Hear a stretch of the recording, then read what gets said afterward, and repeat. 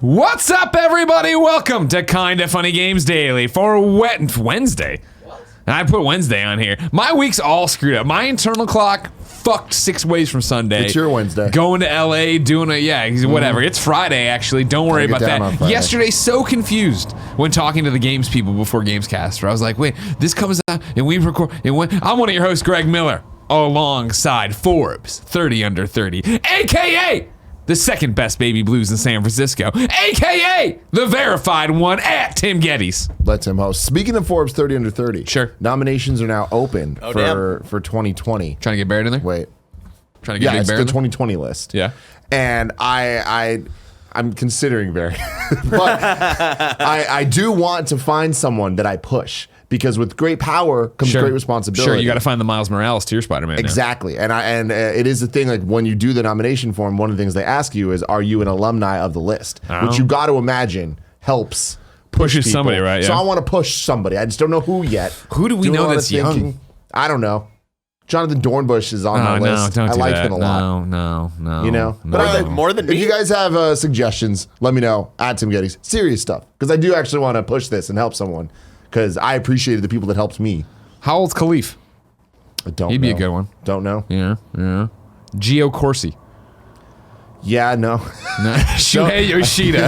I don't understand how the list is built. If you didn't know, ladies and gentlemen, this is Kinda Funny Games Daily. Each and every weekday on a variety of platforms, we run you through the nerdy video game news you need to know about. If you like that, be part of the show. Patreon.com/KindaFunnyGames. You can give us your questions, comments, concerns, and everything else under the video game sun. Then tune in to watch the show live on twitch.tv/KindaFunnyGames. If you're watching live, you have a special job. Go to kindafunny.com/you're wrong and tell us what we screw up as we screw it up so we can set the record straight for everybody watching later on youtube.com/kindafunnygames, roosterteeth.com, and listening on podcast services around the globe.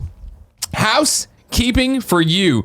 Tomorrow, we are going to be in Vancouver for the Kinda Funny World Tour Vancouver meet and greet stop at 24 hours. Less than 24 hours, yeah. In and out. I woke up today, I was brushing my teeth, I'm like, I'm so tired. I look at the clock, I'm like, I'm gonna be at the airport tomorrow at this time. Like, you know what I mean? Like, it doesn't get better. That's not good. But then we're gonna do a meet and greet. That's gonna be super fun. It's gonna be a great meet and greet. We're very excited about that. Gio Corsi gonna be there, of course. Vancouver is hometown. He's coming up to hang out with us. Yeah, very much. The Coups, as they call it. Yeah, that's what I think they all call it. It's very, very exciting. Yeah. And then Sunday we come back pretty damn early in the morning. Yeah. It's like a 10:55 flight. Is it? Yeah. It's early. It's not too bad. That's early, though. It's better than 8:30 that's tomorrow. literally 24 hours on the ground.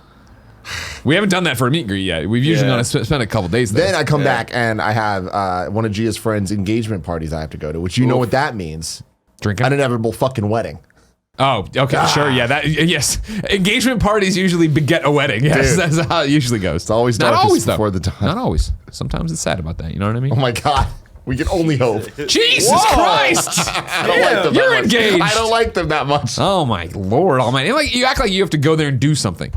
Go there, have a mimosa, talk to the other guys and gals, be like, what do you think of Game of Thrones? There you go. You just solved your conversation. And then you make the excuse of, hey, we got to leave early. We're tired to watch Game of Thrones. Yeah. Boom, there you go. When does the Chernobyl thing start on HBO? The fuck is that?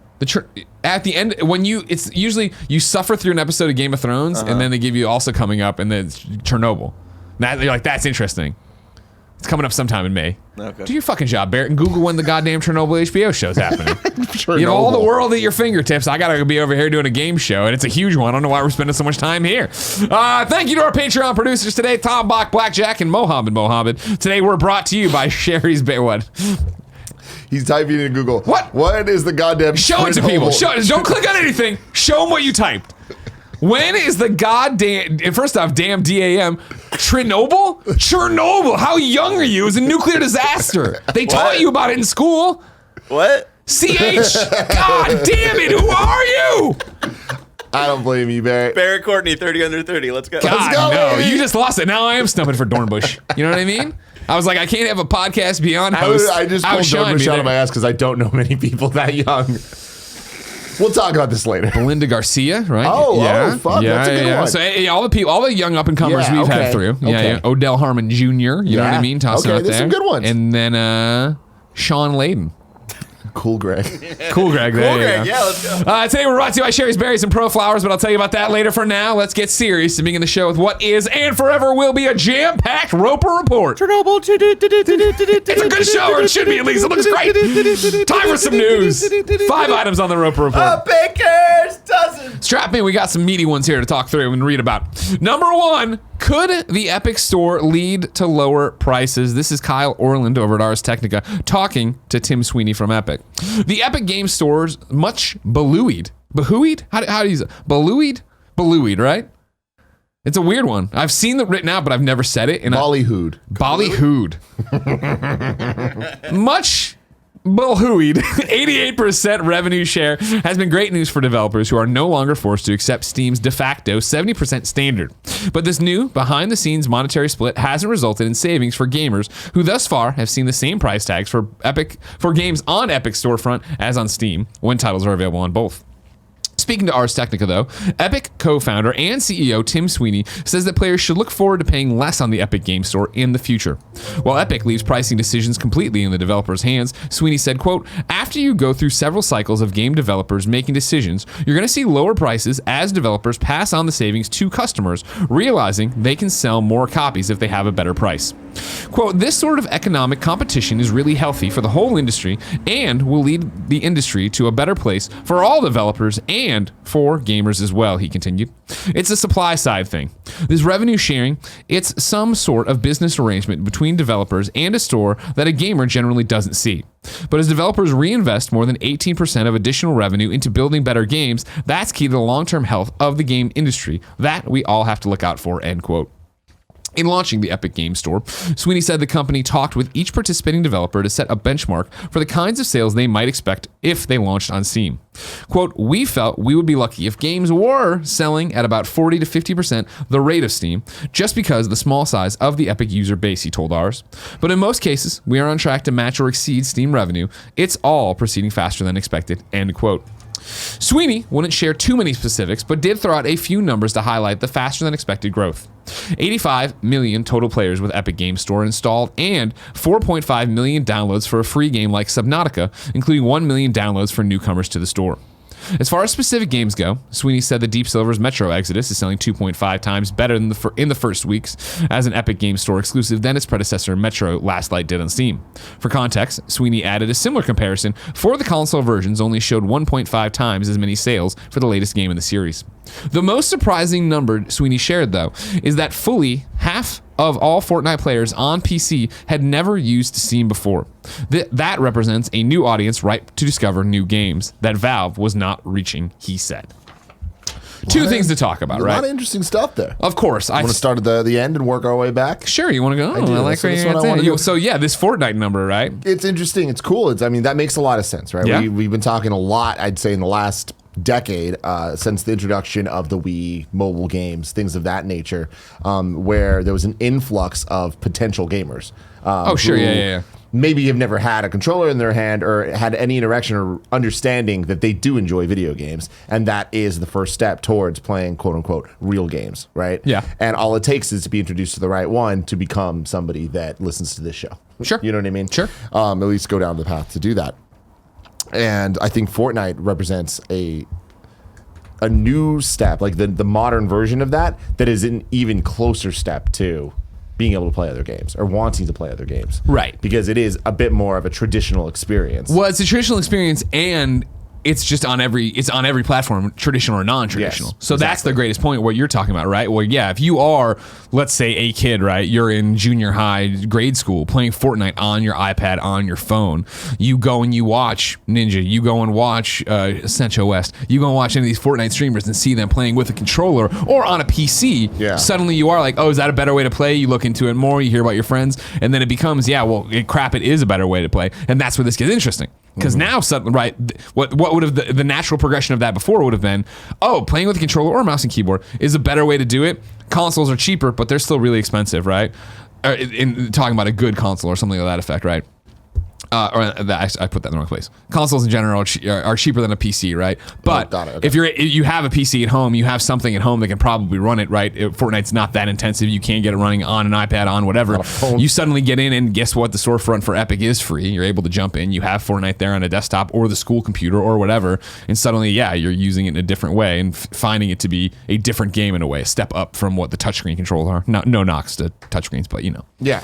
Yeah, that is fascinating, and I think that is one of the power moves of this that I don't know if we've thought about enough. I haven't thought about enough for sure. The fact that, yeah, there are a ton of Fortnite players out there, and so if you can just push them, nudge them to go on the computer they're already using at home or whatever to log in, even if it is like to get into the store, right? When I was at the Borderlands event, it dawned on me I hadn't bought the Guardians of the Galaxy Star-Lord skin for Fortnite, and right, I was very clear. Whatever they put out for these skins, Marvel characters, I'm going to buy. I already bought Black Widow. I'm not even playing Fortnite right now, but I know I'll get back to it eventually.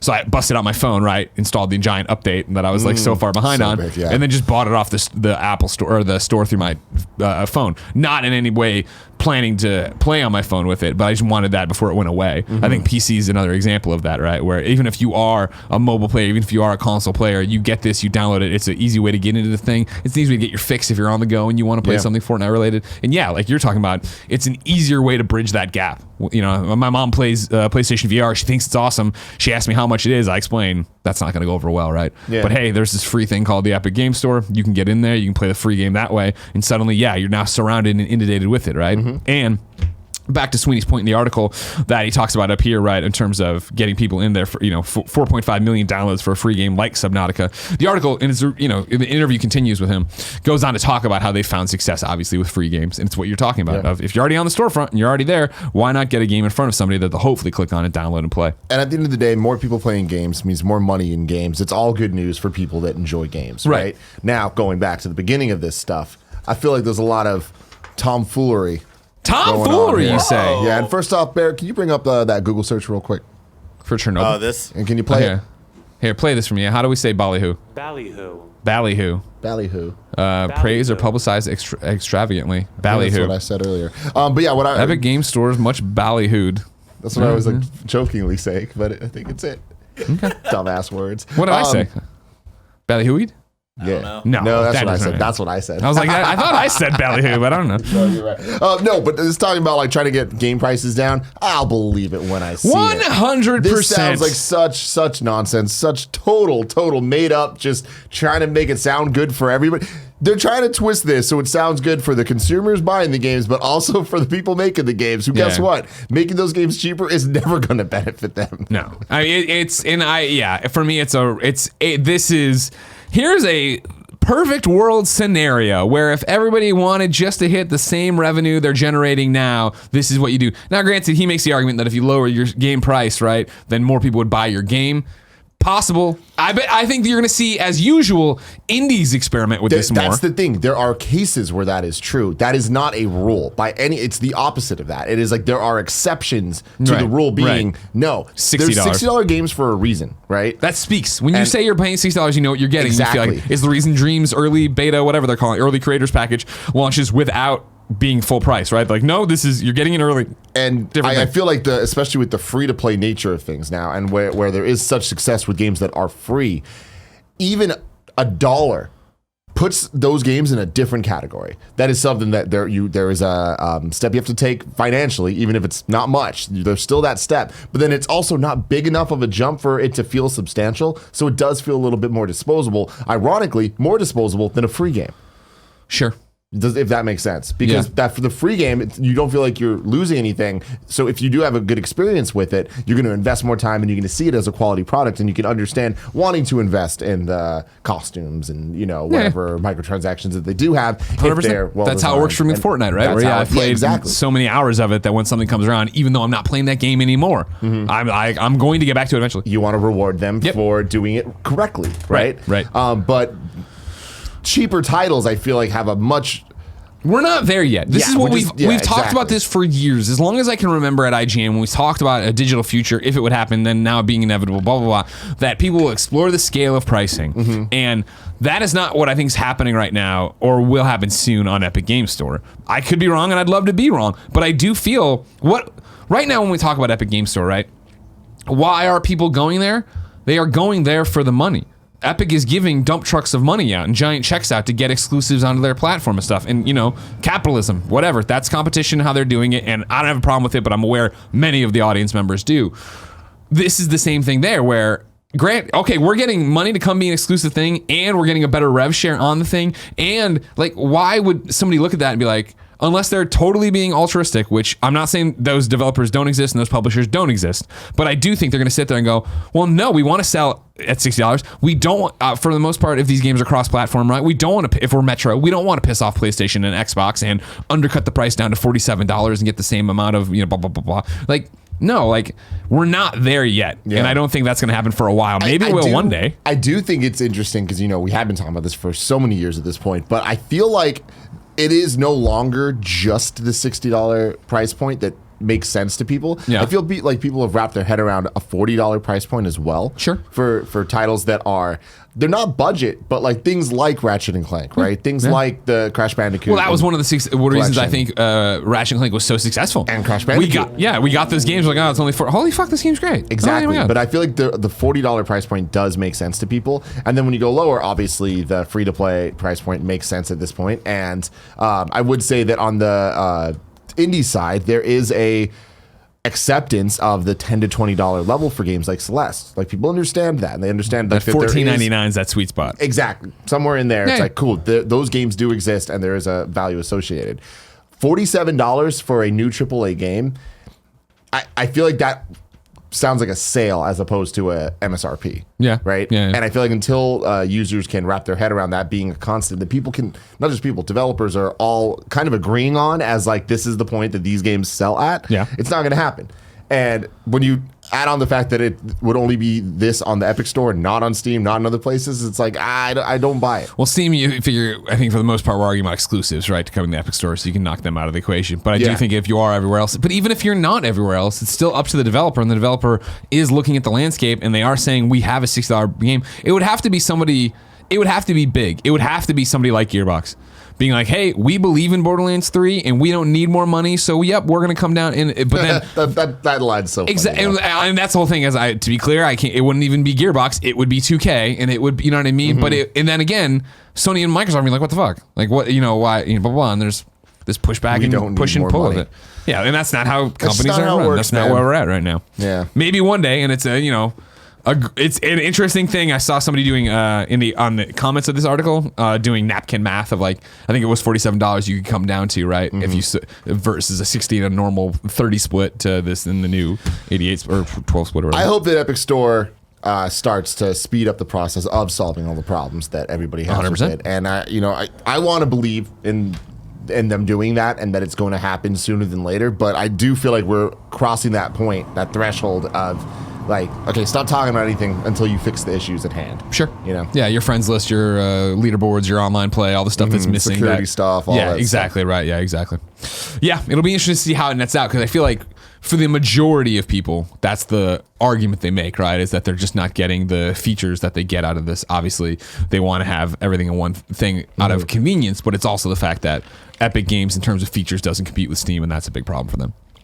We'll see how long it takes to get there. Isn't that right, Barrett? Sure. Thanks, bud. I'm glad you're always into this show. Also, by the way, in the thing here, Brian points out Chernobyl is on Monday. So thanks for nothing, Barrett. Chernobyl. What is wrong with you? Where did you go to school? Ohio. That makes sense. Number 2, Days Gone is still selling really well in the UK for April. This is Marie Delisandri from MCV UK. The monthly physical charts for April very much mirror this week's charts, with Days Gone being the best-selling title of the month after only 5 days on shelves, followed by Mortal Kombat 11. As we mentioned in the weekly charts, PS4 exclusive Days Gone was the biggest launch of the year, though by Sony's own high standards, it looks less impressive, as it shifted 38.8% less physical copies at launch than Horizon Zero Dawn, also a new IP, did. Some of this will be down to the digital shift, but the lukewarm reception certainly is accountable too. As a result of Days Gone's launch, the PlayStation 4 market share went up in April, with Sony's console representing 49% of all physical games copies shifted in the UK in April. Meanwhile, 5 days from launch, Mortal Kombat 11 debuted at number 2 in the monthly physical charts. The title had a 43.6% drop in launch sales from 2015's Mortal Kombat X, but with Warner Brothers Interactive president David had it, recently announcing that Mortal Kombat 11 put in the best launch of any Mortal Kombat title to date. It's more likely attributed to digital shift than fading interest.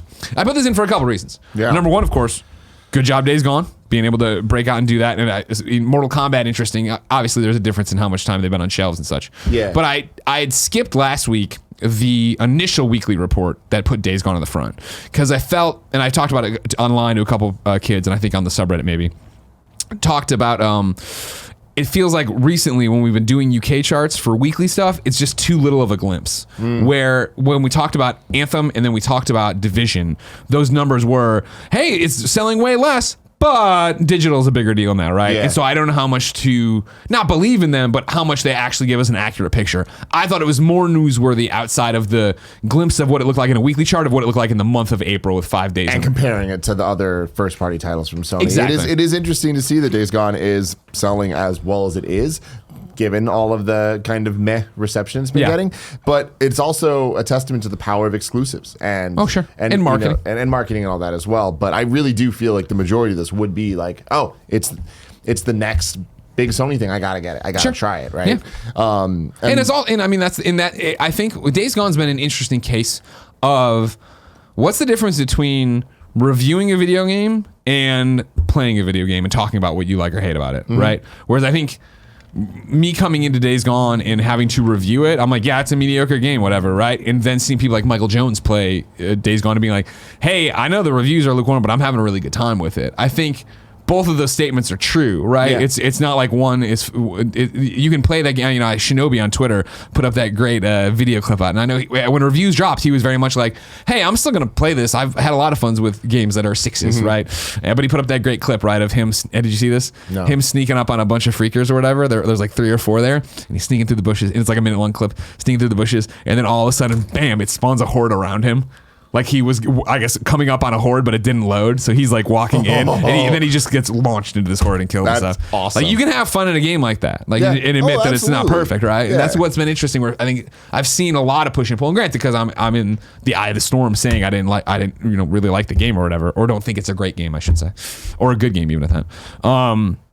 I'm seeing more flack from it than usual, but I'm having a great time with it. And you'll drill into like the comments that person's making, like, well, this doesn't run right and this sucks. But and I saw like when I was gone, one of the headlines you guys did is right. There's basically been a patch every day for Days Gone. Yeah. It was like, yeah, like this is what I'm talking about. Is like you can enjoy these games for sure. I'm not trying to take away your enjoyment of it, but like if you're going to review the game in terms of how it actually stacks up against competition. There's a fascinating conversation there with the patch thing too that we don't necessarily need to have right now, but at some point, maybe on Gamescast or something. But I didn't realize that God of War had a similar situation going on where there was a patch almost every day when it first came out. I mean, for the record, I don't think patching your game every day is bad. And fucking fix your game if something's not working right. Absolutely. Yeah. But I was wondering, because it's God of War was getting 10s and like deserves 10s, regardless of the patches or not. They didn't affect me at all. Yeah. I wonder if patches can fix a game that isn't a 10. You know what I mean? It's like, at what point would your review score change from things that they can patch? See, this is something that people are hitting me up about. Like, oh my God, you reviewed it before all the patches were out. And like people, you reviewed it before the day one patch. I'm like, well, that's not my job. They gave it to me and reviewed it. And also the game was getting patched a million times while I played it. And the fact that it's still getting patched, now you're playing a game that doesn't have the day one patch, people. So like, whatever. The thing I went back to, and I've seen people in comment threads when people try to attack me for it, when they're being mean about it. So an attack, not the criticism of a review, which I'm fine with. But the thing of my real problem with Days Gone has nothing to do with, I think the load times are too long. I fell through the world. It chugs here and there. My real time is I don't like the loop. Yeah. I don't like the gameplay loop. That's a design decision. Like that's not a patch thing. I don't think you can go through and maybe I would have been like, it runs better, yada, yada, yada. But I still would have been like, I don't think the game is rewarding to play, like in terms of how it rewards you and do all these. If they went and patched that stuff and it was doing a better job of leveling you, making you feel powerful, getting you into where you need to be, that'd be a different story. But that's so not what these patches are, right? One of the patches on the day was to fix an audio glitch. We broke that thing. So they put, And then another interesting thing here that I like that you put in was the Mortal Kombat stuff, because talking about the digital side of it versus physical, it's interesting that we only get to see certain sides, and it's rare we get the full picture of what it means. And as we move towards digital being the way that most people will buy the games. We're not there yet. But talking about, meanwhile, 5 days from launch, Mortal Kombat 11 debuted at number 2 on physical. with a 43.6% drop in launch sales for Mortal Kombat 10. But then David Adine coming in saying like, but it is the best launch a Mortal Kombat game's ever had. Yeah. So it's like, that's cool Telling, information. right, And it's very telling that like, and of course, to keep in perspective, that's UK numbers, right? So it's 43% decrease in UK physical sales, not attributing for what's happening in the United States or other territories. is there ever that big of a discrepancy? Kindoffunny.com/you're wrong. I'm interested. I gotta imagine that no. Like I'm sure there's exceptions with the soccer games or things that do have some type of territorial difference, but Days Gone, Mortal Kombat, like what? I don't think that there's a cultural difference there, right? Sure, true. I'm just saying. Yeah, I it's possible somebody. I don't feel like it's apples and oranges. I feel like it's like red apples and green apples. I mean, you figure the UK is their charts are usually a better microcosm of what probably is going to happen, right? And then you extrapolate that out. And occasionally there's that differences where they were the ones, right, where Crash was on top of it for like 9 months. I mean, they was on the top here too. Nah, I heard it sucked here. Nobody liked it. That's not true. That's I what mean, I the heard. guy's thing is like, look at the Amazon list. Amazon lists are a good way to kind of tell for America, just at a glance, of how well games are doing when you look at the bestseller list for the year. Yeah. So, all right. Number 3, fear not, freelancers. Work on Anthem continues. This is from Eddie over at GameSpot. BioWare's newest game, Anthem, received a mixed critical reception upon release in February. It sold very well, but it might not have had the impact some expected it to. BioWare later delayed a lot of the game's anticipated content, leading some to worry about its future. Some of Anthem's top developers are now speaking up to stress to fans that BioWare is committed to the project. Anthem's head of live services, Chad Robertson, said on Twitter that BioWare remains fully committed to the game and expanding it with new content. Quote, "We remain 100% committed to Anthem and look forward to showing players the new content we are working on," he said. "We want to make sure we aren't overpromising, so our updates on what's coming in the game will be focused when we have things near completion," end quote. A quote-unquote big team is working on Anthem's upcoming content across BioWare's Austin and Edmonton studios, Robertson added. The teams are specifically working on improving the game. BioWare lead producer Mike Gamble weighed in as well, and he said BioWare's commitment to Anthem has not changed, despite what you might have heard. In April, BioWare acknowledged that it hadn't done an optimal job of communicating with fans. Going forward, BioWare plans to stay quiet until work is closer to being finished. Quote, "A lesson we have learned is that we have been talking about things too early. There are so many factors that cause us to pivot on our plans, whether it's bugs and stability issues, player feedback, or complications with a feature that would require us to take more time to deliver," BioWare said. "Our goal is to tell you about new content and features once the work is closer to being done." What do you think of that, Tim? Anthem. Still being talked about. That surprises me because I haven't heard anything really for a while. It seems like it kind of just fell off the face of the earth. At no point am I ever attacking anybody, but I like to spice it up and keep different names in here, right? Keep it spicy. Over at IGN.com, there's a young lad named Matt Purslow, who I don't think I've met, and if I had, I'm sorry, I forgot Matt. I originally read his article, right? Okay. And I put it in the rundown. Then there's a different Matt Purslow article I'd put in the I think it's gonna be number 5. Yeah, the COD News, right? So I was like, 2 Matt Purslow articles. And I went and grabbed Eddie's. I think Matt's actually has more context to why this is making news now. So Matt's getting a double dip right here. All right, we're going back to IGN. 100% committed. Blah blah blah blah. Yeah. Lead producer on Anthem, Michael Gamble, retweeted Chad Robertson. We talked about that. Gamble notes that speculation around BioWare's support for the sci-fi shooter is incorrect. The commitment to the project remains strong. Speculation over BioWare's support of Anthem comes in the wake of reports claiming that major players in the game's development team have been moved off the project and onto the upcoming Dragon Age title. Games Radar reports that executive producer Mark Dara, lead director Jonathan Warner, and Michael Gamble have all stopped working on Anthem, although Warner is set to return after a sabbatical. Chad Robertson and lead producer Ben Irving are now the people to talk to regarding the future of Anthem, according to a tweet from Gamble. Mark Durr recently tweeted a tease that suggests he is working on Dragon Age 4, adding further fuel to the speculation around Anthem's future. It is not unusual for key creative staff to move on to new projects after the launch of a game, with the post-release maintenance and development left to a smaller team. However, even if this is standard industry maneuver, it is understandable why Anthem fans would be disappointed in the news due to the rocky state of the game. Having lead producers leave the project can appear like abandonment, especially considering that updates have been delayed. So there's context, I think, that was missing from Eddie. That is key. That's a little bit more than just like, there's some tweets They're about still it. working on it's it. the rumor that everybody's leaving, right? And I don't... to bring you up to mind if you didn't, right? They talked about the fact that we talked about it, I think, on the day of, and then it got updated later because now I'm looking at a Colin Stevens update from this, right? That they pushed back a bunch of Anthem stuff, talking about that they wouldn't be able to do it, right? Yeah. Though BioWare had delivered much of the planned Act 1 features on time, not every goal will be met. Instead, BioWare has been prioritizing things like bug fixes, stability, and game flow over the new features of Act 1. We set aside time for this work, but the reality is that there are more things to fix and improve than we planned for. While this is the best thing to do for the game, it means some of the items on the calendar will be delayed, end quote. The features that have been delayed include the mastery system, guilds, legendary missions, phase 2, a weekly stronghold challenge, leaderboards, some free play events, and Cataclysm. Cataclysm in particular remains a big focus of the game and will bring new challenges and rewards. More info on Cataclysm will be shared in May. So I want to give a full rundown report, clarity on what we're talking about there. Yeah. So that brings it up back to Tim. Oof, Anthem. Yeah. You know what I mean? It's such a sad thing to see, man. Like it's just so unfortunate that a game that was so looked forward to by so many people and like really should have been something special just dropped the ball so hard. And it is one of those tales of I don't think that they can steer the ship at this point.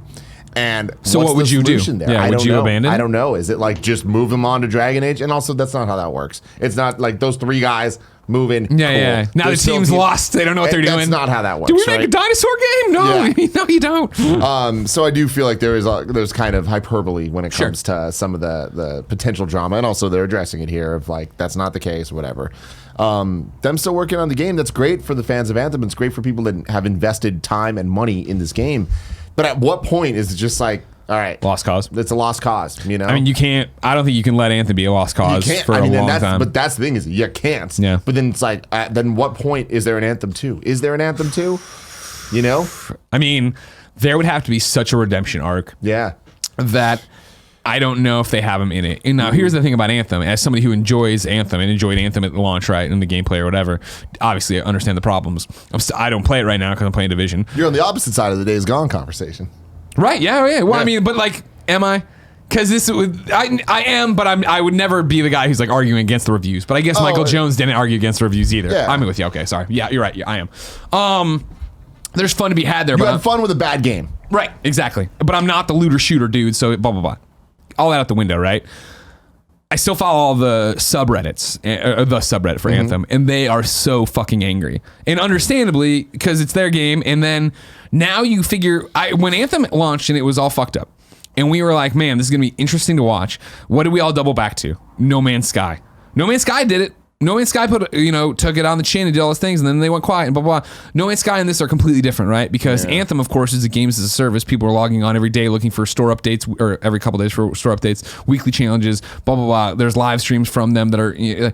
You need to be communicating and over-communicating. And so they're in such a lose-lose situation here where, well, we're only going to communicate when we have something to say. Okay, what we have to say is that we don't have the thing we're going to have. We still have stuff coming up in May, and it's you keep moving the goalposts further and further out. You're just going to keep pissing people off. And I don't know if when we get there, you hope they talk about May, right, in terms of having more stuff. What is going to happen at E3? Yeah. You assume they're going to be at EA Play. They have to be at EA Play, right? And then is it that they have...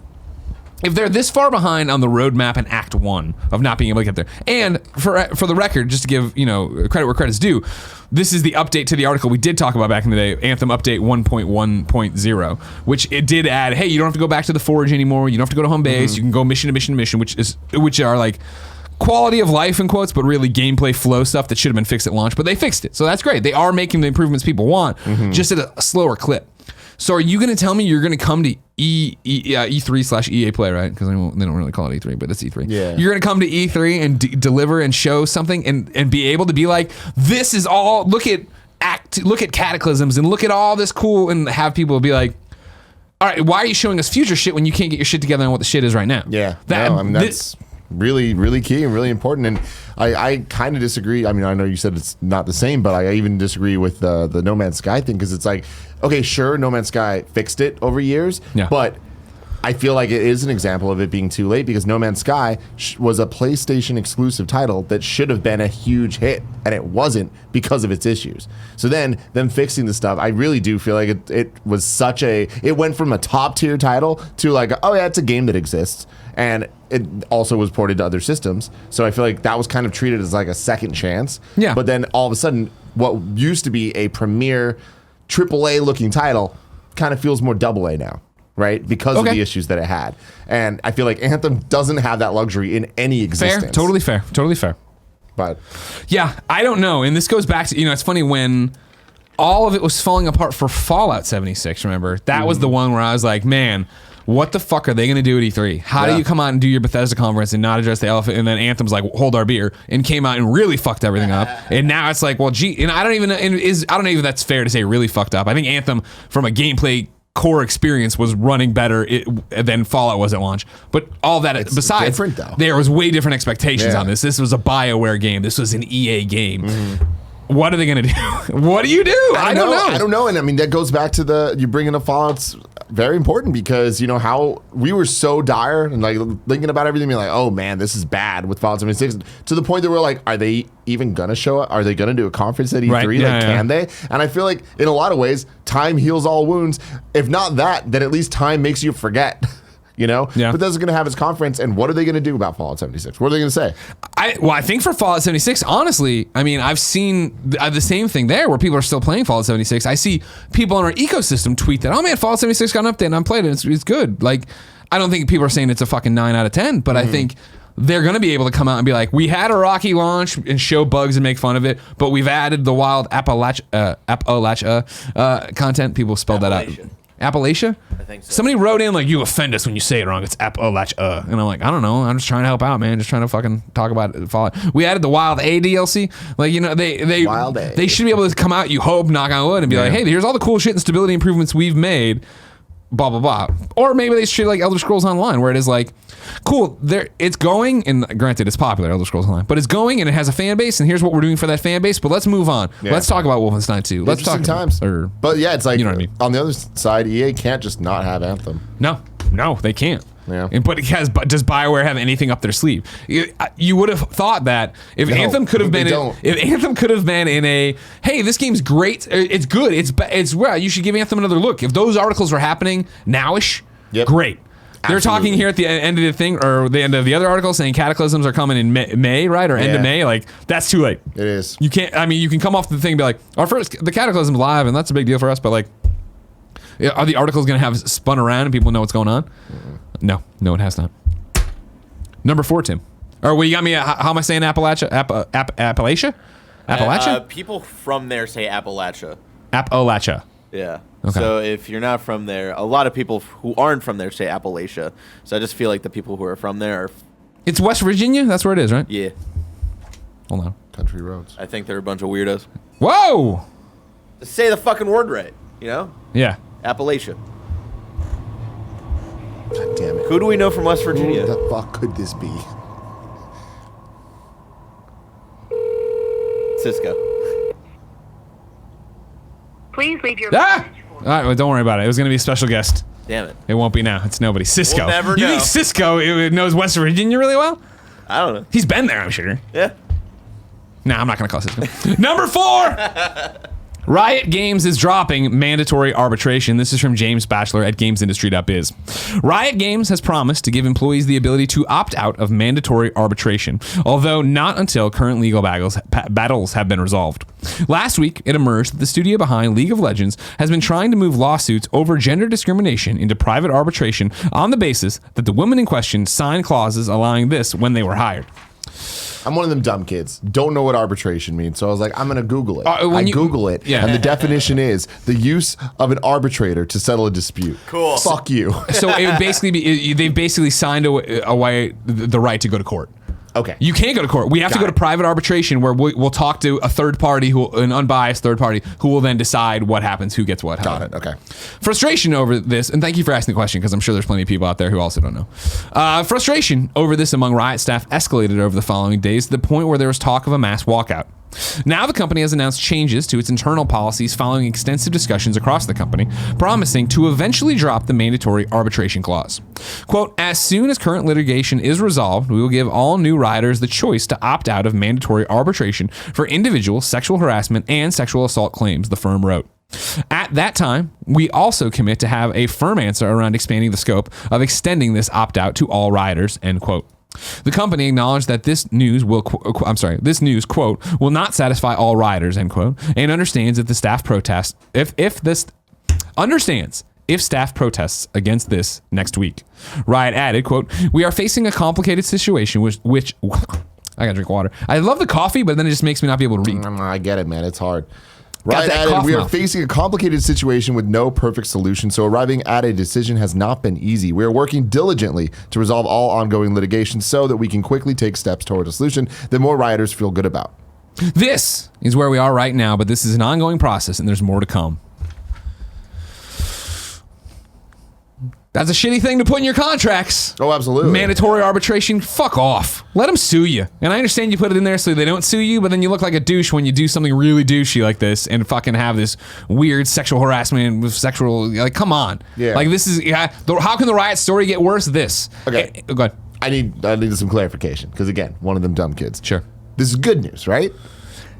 Yes, but it's It good. shouldn't have been a thing in the first place. It's good Yeah, news. absolutely. It's good news, but it doesn't help the people who are still going to be put into mandatory arbitration for this. Yeah. Currently. Right. So all the stuff that came out of Cecilia's reporting, Kotaku's reporting, right, about like, hey, this is what the horrible culture at Riot that then people started suing, doing all this different stuff. They're still locked up in the. Got it. They have to do the because arbitration as soon as rather- current litigation's resolved, then okay, Right. cool. And that's where it rings empty. Now, I think it sucks. I think that's terrible. I think if you're Riot and your company culture is already this bad, if you know, and people are that upset, not upset to be working at Riot necessarily, but that down to the dumps about working at Riot. Where do you work, Riot? Oh my God. Are you okay? Is this working? Whether it has affected you or not, right? You're getting drugged through the mud. The right thing to do is to cancel all of that. However, the smart legal move, I'm sure, is not to cancel all of that.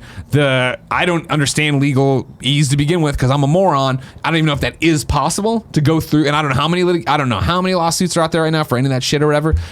Yes, it's a good move going forward. It's awesome that the riders who were getting ready to do this walkout were able to move the needle and make it happen for the future. It still sucks for the people caught in that, who are the people they're worried about. So I don't think it stops the walkout. And I don't think it solves the problem. Yeah. It doesn't make Riot look good. And it keeps on moving backwards and backwards and backwards. Yeah. And again, not sure if you can do that. Not sure if their lawyers are like, there's legitimately no way to do that, like to take that out. But otherwise, you're dropping I don't know how any of that works. But shitty situation. Don't put that in your fucking contracts. Yeah. Do we have that in our contracts? I don't think we I'm gonna have assume we contracts. Great point. We never made you sign anything. I never signed it. Neither did Andy. He bitches about it We quite just a started bit. paying you. That's how Yeah, it works. that's really scary. Wait, have we started No, that's paying not you? how it works. Huh? That's not how it works. Do you have health stuff? I think so. Then that is how it You've works. never used it? I think so. You're fine. If Nick hadn't been stupid and missed his own flight to Canada, he'd be here and he'd be able to tell you. No, it wasn't his fault. Kind of sounds And like it also, was. if he was here, he wouldn't be able to tell No, anyone nobody knows anything. how it really works here. We all just we're all friends with a song and a dream out here trying to make it happen. Yeah, it sucks, but whatever. I would not whatever. I'm sorry. That's how I'm ending it. It sucks. Period. I don't know how you get out of it because I'm not a business person. Yeah. And I don't know if Riot would want to because I just don't. Does that open up more legal shit for them? Should that matter? There's when it all broke, they started doing the roundtables. They started changing the policies. They started hiring more people. They started doing they're clearly trying to make it right. Yeah. Is this the ship's already out of the station? We're fucked. I don't know. Best of luck to the people that need help. Agreed. Number 5. Shocking news, everybody. There's a new Call of Duty coming, and it's coming soon. The news of it, at least. Matt Purslow, star of the day. Wow. Do you know Matt from IGN? Did you ever meet him, Barrett? The name doesn't sound familiar. I imagine Is he a news freelancer? I imagine he's a freelancer. Well, hey, Matt Purslow, you're killing it out there. Come on the Kind of Funny Games Daily sometime. The next Call of Duty game will be revealed within the next 2 months. Yet during yesterday's Activision financial call, which discussed the results of the company's first quarter 2019, it was confirmed that the next game in the long-running series would be revealed later on in 2019's second quarter. The second quarter of 2019 will end on June 30th. E3 2019 sits squarely within the quarter, but it seems more likely that Activision may opt to announce this year's Call of Duty as a dedicated event prior to E3, as it did for Black Ops 4 last year. Greg Miller was there, no big deal. That's not in the article. Matt, you're free to put that in next time. The call offered no information about the upcoming game, but we do know that it will feature a story campaign, that it is Infinity Ward on duties for this year's entry, and that it's due to release in the traditional Q4 slot. We were talking about this a bit yesterday on Gamescast, but it's interesting that this year, at least for what we know right now, Call of Duty is kind of the only traditional shooter coming out in the fall, right? We got Borderlands in September, but once you get later past that, it really kind of is Call of Duty's year to own this. Is there no Battlefield this year? Right? Arguably. I don't think so, right? Because Battlefield 5 was last year. We still don't have the Battle Royale mode.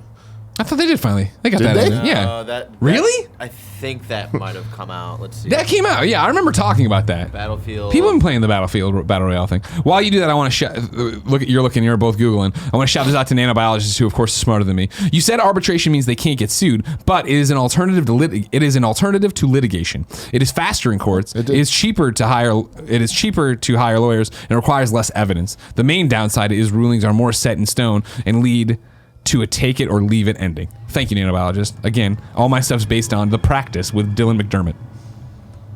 Yeah, it is out. And told you. People aren't liking it. Yeah, no, I knew that part too. You want to talk about a game that just did not move the needle? Yeah. Battlefield 5. So yeah, I mean, Call of Duty coming back with a story campaign. It's like Oh, really? What's up? Really? Yeah. Yeah, that's So been it's like confirmed. Yeah. Right. I think it was in the article we It just was read. in the article, yeah. Thanks for listening, Barry. I was looking up if Battlefield 5 What's fucking Battle Royale. Chernobyl? I don't know what Chernobyl But yeah, is. and obviously Call of Duty is always a behemoth, but I feel like it's very primed this year to kind of have its own spot, you know, unless there's some really heavy hitters that we don't know about. Yeah. Because if there's no Battlefield, there's no Battlefront. I don't know. Yeah. Usually there's no Titanfall. There's no... Jonathan Ruiz 89 in the chat Rui, made a yes. made a good point of what about Bad Company 3? I'd be very down for that. People would really like that. Yeah. Yeah. Yep. That would be a good one. That would be a good one. Bring back some of that good faith. Tim, Yeah. I tell you what, man. I love talking to you about the news. I love when the news is happening, but I also like when games come out. You know what I mean? I do. And so It's so long. Still so long. Still so long. There's still longer games coming out. Well, no, I'm stretching just a bit. PC Games N. This Ian Bordeaux says that we're about to see a Tom Clancy game announced on May 9th. It's. I think I had seen this rumor before. I thought it was more confirmation. It was from You're Wrong. I've seen this. We'll deal with it when we have to. Sorry, Tim. Just tell me what the fucking list is called. The official list of upcoming software across each and every platform is listed by the Kind of Funny Games Daily Show host each and every weekday. Yeah. Before we get to that, Weissmark says, gamer law student here, mandatory arbitration usually sucks because the employer will often get to choose the arbiter and it won't be as non-biased as a judge. While they did sign away their rights in their contract, the employees may still be able to sue if arbitration fails or a court thinks that arbitration would be too unfair. Lots of courts have held that mandatory arbitration clauses violate the National Labor Relations Act. Thank you very much. That's awesome. Everybody's nailing it. We're doing great. Today, Hitman 2, Elusive Target, The Undying, starring Sean Bean, is returning today. You can get that until June 3rd. That So was that's a fun back, thing right? we did. Yeah, everybody liked that one a lot. The SNK 40th Anniversary Collection is out on the Xbox One X family of devices, or whatever they call it here. I'm not going to read all that. Oh, yeah. And then Splitgate is having an open beta this weekend, May 3rd through the 6th. You, of course, know us from playing it on party mode. Check out the party mode. Splitgate is such a rad game. It's Portal meets Halo. Yeah. No, it's Halo meets Portal, I think is a better way to put it. Okay. And man, it feels great, looks great. I hope that this is a hit because it's surprised. It's also a hell out of super me small playing team it. of like kids. They just came out of college. And it is, the level of polish on it blew me away. YouTube.com/kindoffunnygames, party mode, Splitgate Arena. Get in there. Other games coming out are Shadows of Adam on Switch, Purple Chicken Spaceman on Xbox One, because we are out of No names. way. Helmet, the Badass from Hell on Switch, Gyro Boss DX on Switch, Calm Bait, Monero, PC and Mac, Run for Cover PC, and Space Warfare on PC and Mac. Yeah, you're looking at your thing, right? And I just where to go. did not put them in there. I put all the ones don't out of my see it. press releases. Got it. Forgot to put like the real ones that are just doing there. You know what I mean? Well, what are you going to do? I did some Googling, Greg. Lay me on the googs. Is an employee contract necessary? No. Most employees don't have employment contracts, and they don't need them. They work under an implied employment contract, meaning that the general terms of employment are determined by state and federal laws, as well as previous court cases, a legal concept called common law. That's all the things that we have in the room back there on the wall. Yeah, yeah. So you were good, Barrett. We're good. You're official. Barrett. Enjoy the money. You know what I mean? Getting paid. Enjoy coming to Vancouver for once. For once. I'm glad you're finally coming to one of these. Yeah, because, I don't have to pay for it. I've invited you every time. I know, and you know what? I can't afford all these fucking flights everywhere. We pay you. Where's the money go that we can pay you? To rent. To living. What are the chances and I Barrett notice he's got a misses lot his of new flight? hats all the time. You Oh know my what I God, mean? he does It's have a lot of the hats. one- And a lot of Facebook algorithm shirts, It's too. the one fucking hat. It's the one hat. I noticed that the T-shirt you're wearing looks pretty new. Where'd you get that? I got it from you guys. We got it. We got you, fucker. Tim, I got a question for you. What's that question, Alec Greg? Bobko writes in My to man. patreon.com/kindoffunnygames and says, so I bought an Xbox One last weekend and it should be arriving today. I got a deal on Newegg for $180. Thanks, Wario64. I'm planning on getting Game Pass, but I want to pick up a couple of physical games just in case the streaming doesn't work out well and I have to download games. Is there anything you guys suggest I play on Xbox first? You have the Xbox One X. You got the crazy TV. You Yeah. play all your third-party games on your Xbox One. Yeah. I'm trying to think of some good ones here. My gut says Resident Evil 2. Oh, nice one. It looks really great, and it definitely takes advantage of the X. Devil May Cry 5 is another great visual feast for your eyes. You know what I mean? I And love a that feast for my tastes eyes, man. good. Okay, well, yeah. But yeah, both those games are great games, and I feel like really push the Xbox One X and its capabilities, the HDR, all the beautiful stuff. If that's what you're going for, I would also say Forza Horizon 4 if you're looking for some good, some pretty shit. some pretty shit, and it's also just like a fun game. Yeah. I'm in there That's where you're ending. Oh, wow. That was it. because I mean, I want to give some like options that are exclusive. And forever, that would have just been Cuphead. But Cuphead, now on Switch. And also, don't need the X for that at all. I also want to point something out. What do you want to point out? And this is one of those, I'm going out on a limb here, but I'm pretty sure I'm right about this, right? Because I don't use it often. I'm a Sony pony, blah, blah, blah, blah. I'm planning on getting Game Pass, but I want to pick up a couple physical games just in case the streaming doesn't work out so well. You don't stream on Game Pass, right? You just download on Game Pass. Yeah, you That's the whole download difference from Game between Pass. PlayStation Now. PlayStation Now lets you stream and download now. Game Pass is only download. Straight up download. So I have bad news for you, Alec. You ain't fucking streaming shit. PS Now, you can only download PS4 and PS2 games. I feel like there's a weird one, like you still Probably. can't download PS3 games or something. Yeah, probably. That makes sense because they're just doing the for rendering in the cell. back end or whatever. Or not the rendering, the engine, whatever. Cell processor. We're going to be, this will never blow up in our face and ruin everything. Cell processor. Yeah. That's all you got? Everyone says Assassin's Creed Odyssey looks great on the X, but I didn't play it, so I can't. a great Odyssey game, and I would say Origins as well. Yeah. Yep. I played that on the X. Okay. Good talk, everybody. Yeah. I have one that leads in because you're about to do the Kind of Funny screencast after this. Right? Yeah. Tim? Yeah. I believe news on there will be the fact that they are redesigning Sonic the Hedgehog, correct? That's Yeah. going to be the big topic. Yeah. David Scott has a question lining up with that, but not about that. With the news that they are going to redesign Sonic in his upcoming movie, I have a question for you guys. I know it's not exactly one-to-one comparison, but if you could have asked for any video game character to be redesigned, which character would it have been? Kevin came in here like a hawk if we were going to start bring talking back about it. Fat Pikachu, baby. Fat Pikachu back. Dude, yeah, man. I miss that little son of a bitch. You know how much better Detective Pikachu would be if he had some chunk on him? How fat was Fat Pikachu? Oh, He was fucking fat. he was chonky. Hey, Barrett, can you Google Pikachu for me? You know what? Add the word I was going fat to say, before shouldn't it. he Google Fat Pikachu? But yeah, Hey, like, this fucker. that's how Pikachu originally looked. Really? He's for cute. years. Very cute. You know, Man, there's go, some go fucking- up to the 98, 2010 There's thing. some nightmarish ones up there now. Go up to the right. yeah, yeah, click on that guy. Like this is what we've been given over time. He's been shamed. No, he's been working out. He's been Nah. pika-pikaing more. Nah, dude. Pika-pika! Oh no. That's horrifying. That is just horrific. Yeah, bring back Fat Pikachu. Otherwise, I feel like Sonic is a good one that needed a couple redesigns a couple times. Yeah. I really enjoyed when they brought back classic Sonic in Generations and had the two of them side by side. That was a fun little thing. Yeah, I don't know. Okay. What about you, Greg? I can't answer this question because I made one of them happen.